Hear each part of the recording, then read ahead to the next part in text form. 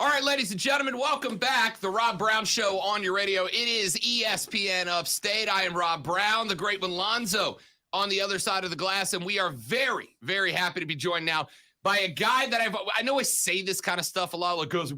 I have been watching this young man since I was a young man. I have watched various iterations of him in different organizations, and he has always remained one of my favorite superstars to watch in the game. Ladies and gentlemen, we welcome Paul Wight to the show, AEW superstar, joining us here on the Rob Brown Show. Paul, my man, great to have you, buddy. Thanks for taking a few minutes. Hey, thank you guys very, very much for having me. It's funny. I was listening to you saying, like, young man. I'm like, well, that's a lie. And so there you go. It's, and again, I guess that's the longevity, man. Like you've been around this business a very long time. Lonzo and I are both lifelong fans. Yeah.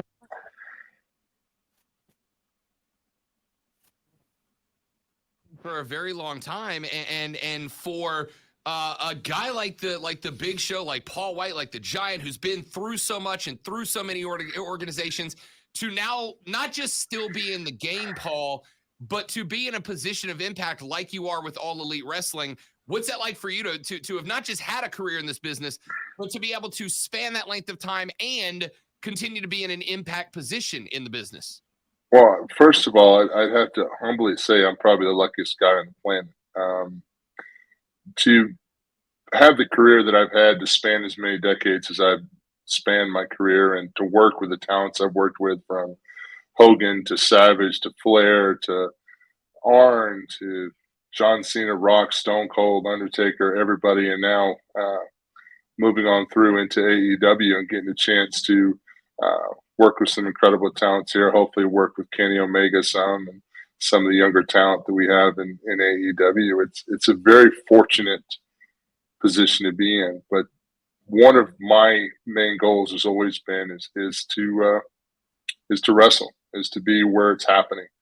I've never been a guy to sit back on my butt and talk about accolades or things like that. I'm like, what's today? What's tomorrow? I'm still having fun doing this. I'm still, like you, I'm still a fan. So I tend to move where the action is hot.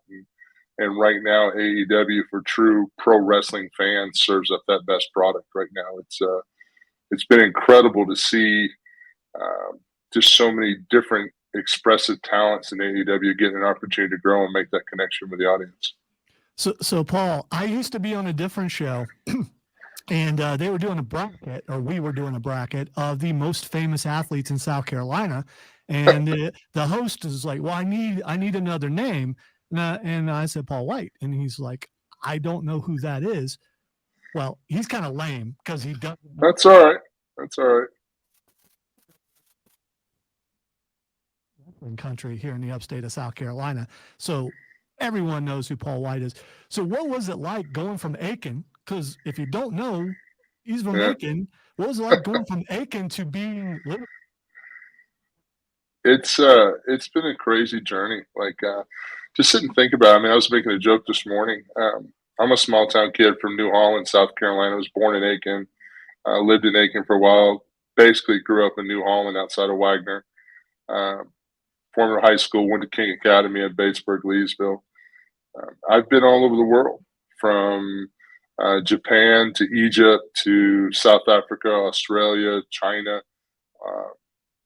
To be a small town kid from South Carolina, to travel to these places that I only saw in books when I was a kid or saw on TV, to actually have been there. It's a very fortunate position that I've been in.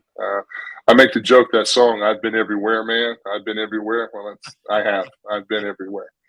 But I give a lot of credit to my work ethic and staying active and staying aggressive and humble in our business and our industry, because it's a business that does require a lot of humility. Even though it's an entertainment industry, humility is an important factor, because a lot of times you're on shows and it's not about you. It's about making other talent. It's about bringing up other talent. It's about helping the program as a whole grow, whatever program you're a part of. So a lot of that comes from the upbringing of South Carolina, with that humility, I think helped a lot in my career. So I want to talk a little bit about that, Paul. You know, I've been on AEW. I actually lived in Jacksonville when AEW was getting started, so I was there for some of the first few shows. I have been very happy to watch its growth and its progress. And one of the things that I have credited that to as a fan is that this is an organization that knows how to utilize its biggest names in the business, but also to prop up the next generation. We have talked to Matt Hardy.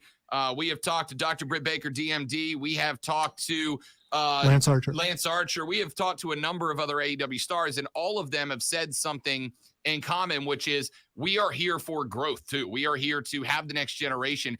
As a guy who has got the longevity that you do, the star power that you do, the history that you do, how important is it for you and how important is it for the continued growth of AEW to make sure that these young guys like Danhausen and Orange Cassidy, et cetera, continue to be built up as superstars to be that next generation? Well, there's no set formula. You know, I'm asked by a lot of younger talent all the time, what does it take to succeed? There's no set formula. The only condition that really matters is making a connection with that audience and having the time and the platform to make that connection. And with AEW, you know, with the TNT TV deal and TBS and stuff that AEW is doing, we're branching in a lot of different countries. Our shows are really starting to grow. I mean, we're only a few years old, but the growth potential, I try to tell the young kids to be patient and keep steady, keep doing what they're doing, because as AEW grows, so will their popularity grow. And the main thing for them is to, when they step through that curtain, they walk down that ramp, they get in that ring, is to maintain everything they're doing is to make that connection with the audience. If you're going to be a bad guy, you know, be a bad guy that makes a connection with the audience. If you're going to be a good guy, make that connection, because without the audience, you can't separate yourself. You have to be unique. You have to be different. And out of all the billions of people on this planet, you know, there's literally maybe out of all the wrestling companies involved that have TV contracts and worldwide exposure and internet exposure and whatnot, you maybe have 120, 130 talents that are featured weekly. I'm talking about on from WWE to AEW to ROH to everyone else involved. It's a real small percentage of people that are successful. You can't look at your career and say, oh, I'm going to be like so-and-so. I'm going to be the next John Cena, or I'm going to be the next Kenny Omega. You have to be the next you, and you have to keep that individual and whatever it takes for you. And there's no set formula. There's no set path. There's no blueprint on how to do it. It's about consistency and making that connection. So being a part of AEW, they give those athletes a chance to be authentic. And I think that's the one thing that I really admire about AEW. The top of my list is the chance that talent's authentic. When they have a promo in AEW, they have a promo. There's not 25 writers in the back that wrote what that character that they've created should say. You know, the AEW talent are creating their own characters. Look at Abaddon. You know, Abaddon's one of our female competitors who created this zombie type character. I absolutely love her character. I love her story. She created this thing in small independent shows, and she's worked her way through and created a personality on AEW that is distinctive and unique, and she gets a response from the audience. She gets over. That's someone that you ask about success. You know what I mean? Because that's somebody that never gave up and created their own identity. And I think AEW right now gives the athletes the best opportunity to create that identity and create that future to pull in fans, you know, for decades to come. You know, it's funny you said Abaddon. As soon as you said that, my skin started to crawl, which means what she's doing is very effective. You were around. You were around for the Monday Night Wars. Are we heading there again? And is that a good thing for wrestling? I think competition is always an excellent thing for professional wrestling. I think anybody that's in this business would agree that competition motivates you in the locker room. Competition between different brands also motivates you. Now, understand, I know there's a lot of talk about Monday Night Wars and stuff like that. I think at this point in time, anything that gets the fans excited to tune in and watch the product is a good thing. And that's the thing that's special for wrestling this time. There are different options now. with all the social media platforms and devices and streaming devices and whatnot, the fans have access pretty much anytime. Like back in the day, you had to set your DVR because you had to either watch Nitro or you had to watch Raw, and sometimes you could flip back and forth with the channels. And now there are so many devices to catch your favorite programming or to watch all of it, and then you can have the debate with your friends on which product you like better. But they're two distinctly different products. I think WWE is always going to be that more storyline, soap opera driven type wrestling with high productions and all the effort that they put into character, backstage promos and development. And then AEW, we're kind of cut and dry to the point. Our characters that talk are guys that have important things to say, and a lot of the stuff we do is right in the middle of the ring. I mean, you go out and you watch a kid like Dante Martin compete, or Ray Phoenix. You see these guys in the ring, and you go, I've never seen anything like Ray Phoenix or Dante Martin. I've been around a long time, and I've seen some of the best high flyers ever, and I've never seen anything like Dante Martin and Ray Phoenix. They're compelling to watch, and it's different. It's a different style, and it's a different type of programming that we offer at AEW, and that's great for the fans because now the fans have the opportunity to choose. More the merrier. When you're only given one product, no matter how good that product may be, it doesn't give room for growth. You know what I mean? It becomes very isolated. And that's the one thing about AEW. There's so many different characters. There's so many different ways to express. There's so many options to have fans find a character that they connect with. Whether it's MJF, who is like the little prick you want to wring his neck in his Burberry scarf, or you see a guy like Daniel Bryan, Bryan Danielson, who goes out there and just tears the house down with some of the best technical wrestling going today.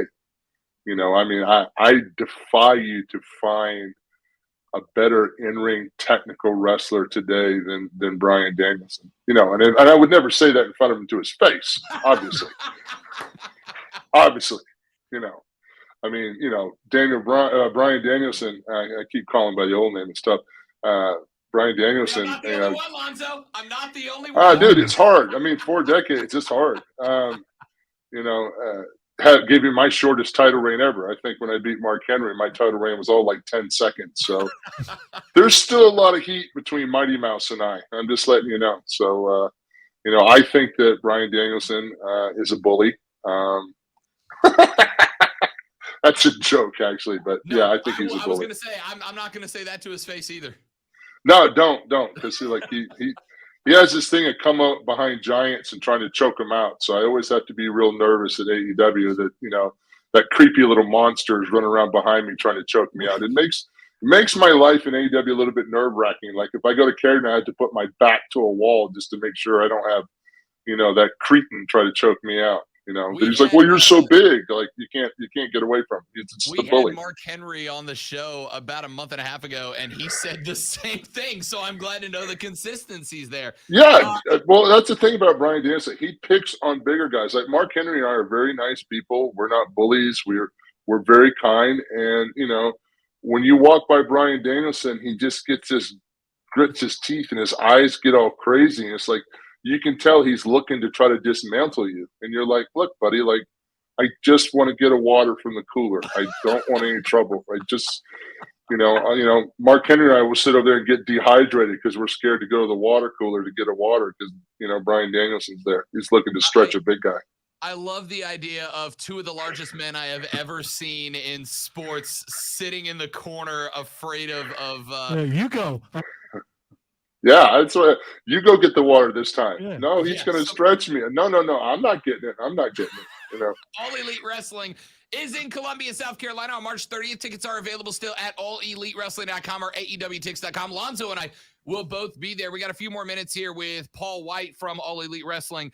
Paul, you have been throughout your career. You have had many different variations of you. We've seen the Big Show. We've seen Paul Wight. We've seen the Giant. We've seen it all.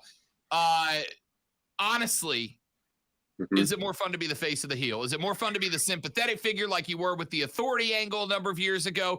Is it more fun to be the wrecking ball like you were in a number of factions earlier in your career? Is it more fun to come out like you did when you made your debut at AEW and be a face that the fans are behind? If you got to pick, what is your preference? It's funny. I love all of those. I think what suits my presence and size is when I'm a bad guy, when I'm a heel in our business. It's an easier story to tell in the ring wrestling because we've all seen David and Goliath. We all understand, it's not the size of the dog in the fight, it's the size of the fight in the dog and all that other motivational stuff that sinks in with us on a deep psychological level. Like people understand overcoming big obstacles, whether it's hurdles in our life and, even through evolution, we've had to evolve and overcome hurdles. So seeing a physical representation of that in the ring, portraying a character that is not necessarily popular, it's a much easier pendulum to swing as a talent. It's a little harder to get sympathy. It's a little harder to, as a performer, to create a story in which you're vulnerable or a smaller guy can get you in a vulnerable position, physically. So it's a harder story to tell. I think personally, I like doing the more interactive, fun stuff where the energy is high. I've been lucky enough and been able to keep a job for a long time because I've been versatile. I think it's a jack of all trades, master of none. So the versatility has kept me around for a long time. But Tony Khan and I have some pretty fun stuff coming up in the future that him and I put together. So we've actually secured the rights to Captain Insano. So we are going to break out. Captain Insano will be coming out in the next couple months. So that's why I've kind of toned down a little bit on the in-ring performing as well. We're kind of let that settle and just doing the commentary. I'm getting wardrobe put together now for the outfits, and Max Dunbar, who's an incredible comic book design guy, helped draw the outfit up for Captain Insano. We're getting that made now, and then before you know it, Captain Insano's going to be running wild in AEW, dude. So, and I'm probably going to rip poor Terry off, but, he's, I hopefully, he discovered me. Hopefully he'll give me a pass. As long as I don't drop too many copyrighted phrases, I think I'll be okay with it. But I gotta tell you, that's pretty amazing. We've broken a lot of stuff on this show. That might be the greatest thing I've ever gotten to break on the show. Well, hopefully the fans will be excited about it. And for me, it's just a chance to have fun and really apply a different character. The Captain Insano character is just going to have a lot more energy, a lot more enthusiasm from A to Z. So definitely when Captain Insano hits the scene, the party's going to be lit. So to steal a term from the younger generation. So yeah, I'm looking to have a lot of fun. Like I've got a luxurious cake too, so I'm super excited. You gotta have a luxurious cake. It's all about having a character and having fun with, and let's face it, Paul Wight, the person, isn't the most exciting slug on the planet. I'm a very calm individual. I hardly watch TV. I read a lot of books. I'm kind of a giant nerd, but the chance to express a lot of that positive energy with Captain Insano, I think it'd be fun for the kids. I think it'd be fun for those that remember the Waterboy movie, and I think it's just going to be a fun wrestling character. It's going to be a fun 37-year-old man. Yeah, hopefully we'll expand that audience a little bit and have some fun with it. Just basically have fun with a lunatic character. So I'm really looking forward to that challenge. So this is kind of a unique step at this stage in the game to take this kind of chance, but I believe in the opportunity in AEW, and it's if it sinks or fails, it's all going to be on my shoulders because there's nobody writing anything for me. So fingers crossed, we're going to have a lot of fun with it. All right, so I'm looking at all my questions. I'm having trouble.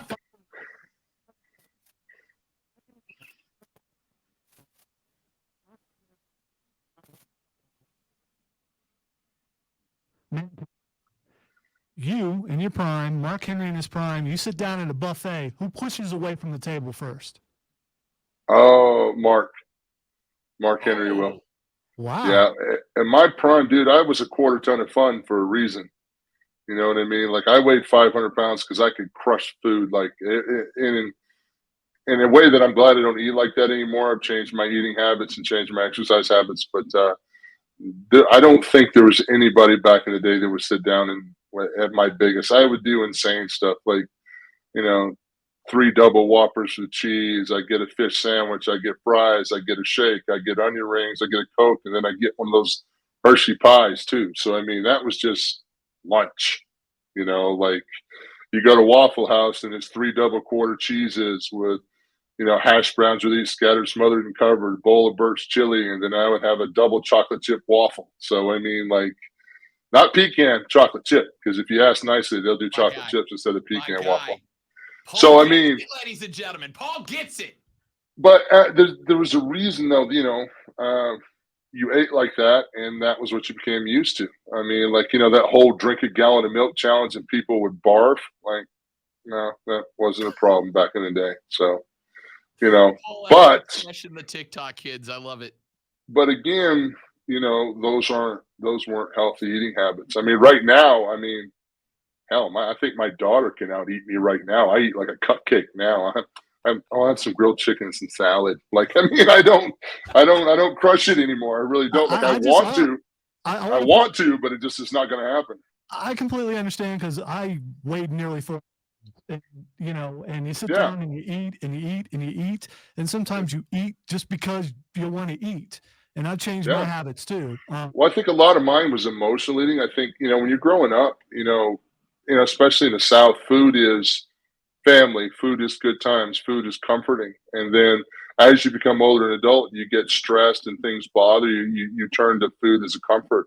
And I think that was the biggest thing, is understanding that those triggers, and I hate to use a cliche word like trigger, but you have to understand, why am I making these same bad decisions? How do I change that behavior pattern?